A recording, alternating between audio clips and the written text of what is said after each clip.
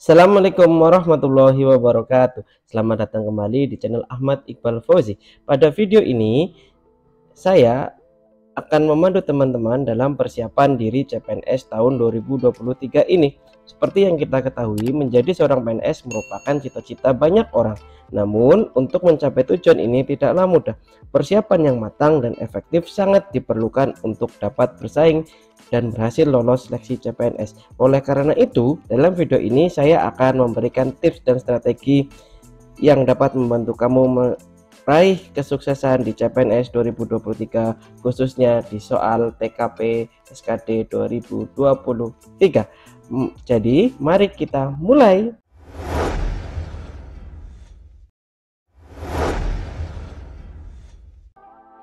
Nomor 1. Pagi ini Anda dengan terburu-buru ke rumah sakit untuk shift pagi karena kendaraan yang Anda tumpangi mengalami kebocoran ban, sehingga Anda harus menunggu cukup lama untuk berganti kendaraan lain. Saat tiba di rumah sakit, Anda hampir terlambat untuk absen sidik jari. Jika Anda terlambat, maka pihak rumah sakit akan memberikan sanksi finansial. Untuk Anda menuju ruang absen, Anda melihat seseorang bapak-bapak kebingungan mencari ruang perawatan, sementara bagian resepsionis belum hadir. Apa yang Anda lakukan? A. Mengajak bapak itu untuk ikut saya absen sambil bisa menanyakan keperluannya dan mengantarkannya. B. Meminta tolong rekan kerja yang lain untuk mengantarkan bapak tersebut ke ruang perawatan. C. Memintanya menunggu resepsionis karena Anda terburu-buru absen. D. Mengantarkannya menuju ruang perawatan yang dimaksud baru saya tinggal absen. E. Segera menuju ruang absen untuk absen, kemudian memenuhi bapak itu lagi dan menunjukkan ruang perawatan. Teman-teman bisa pause video ini untuk berpikir sejenak. Apabila sudah, mari kita bahas.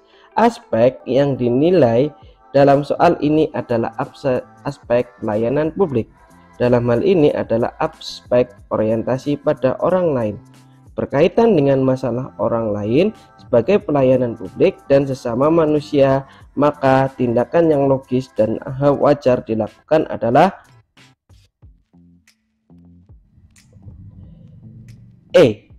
Segera menuju ruang absen untuk absen, kemudian menemui bapak itu lagi dan menunjukkan arah ruang perawatan. Dan poin paling kecil adalah D, yaitu mengantarkannya menuju ruang perawatan yang dimaksud baru saya tinggal absen. Nomor 2. Dalam rangka mengenalkan produk ramah lingkungan buatan perusahaan Anda, tim Anda diminta untuk menjual produk tersebut di pameran produk lokal. Diharapkan Anda dapat menjual sebanyak mungkin produk dan melakukan survei minat pembeli. Dengan banyaknya stand serupa di pameran tersebut, apa yang akan Anda lakukan untuk menarik sebanyak mungkin pengunjung ke stand Anda? A. Memperkerjakan sales promotion yang profesional dan persuasif. B. Memajang produk-produk unggulan disertai diskon menarik di etalase kaca sehingga pengunjung banyak yang mampir. C. Membuat stand yang luas dan nyaman sehingga bisa menampung pengunjung sebanyak mungkin. D. Memilih lokasi stand yang strategis dan membuat konsep stand yang berbeda dibanding stand lain yang ada. E. Memberikan layanan dan ramah dan demo produk yang sehingga menarik pengunjung merasa nyaman dan membeli produk. Pada soal seperti ini yang dinilai adalah aspek kreativitas dan inovasi berkaitan dengan masalah dalam soal, maka yang dapat Anda lakukan adalah D. Memilih lokasi stand yang strategis dan membuat konsep stand yang berbeda dibanding stand lain yang ada. Sedangkan poin nomor C yaitu membuat stand yang luas dan nyaman sehingga bisa menampung sebanyak mungkin bernilai 1. Lanjut nomor 3. Banyak rekan kerja Anda yang tiba-tiba mengeluhkan mengenai pembagian bonus penjualan yang telah diatur oleh perusahaan karena dianggap hanya menguntungkan para karyawan senior, dan mereka mengancam untuk melakukan protes pada pimpinan. Di sisi lain, Anda mengetahui bahwa perusahaan telah berusaha sebaik mungkin untuk mengatur pembagian bonus penjualan sesuai dengan beban tugas dan hasil penjualan yang ada. Jika hal ini dibiarkan, maka perusahaan Anda akan merugi. Sikap Anda: A. Mendiskusikan masalah tersebut dalam rapat internal karyawan untuk kemudian diajukan pada dewan direksi. B. Mengajak seluruh karyawan dan pimpinan untuk meninjau kebijakan tersebut sehingga menguntungkan semua pihak. C. Membiarkan saja hal tersebut karena saya yakin perusahaan telah mengambil langkah yang tepat terkait pembagian bonus.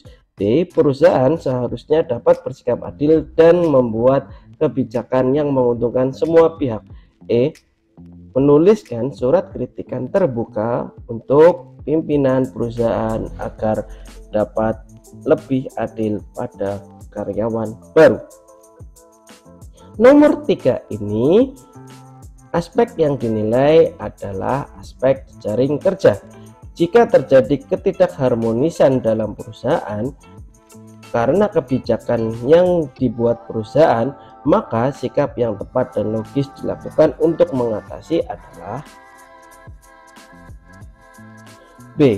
Mengajak seluruh karyawan dan pimpinan untuk meninjau kebijakan tersebut sehingga menguntungkan semua pihak dan bernilai 5.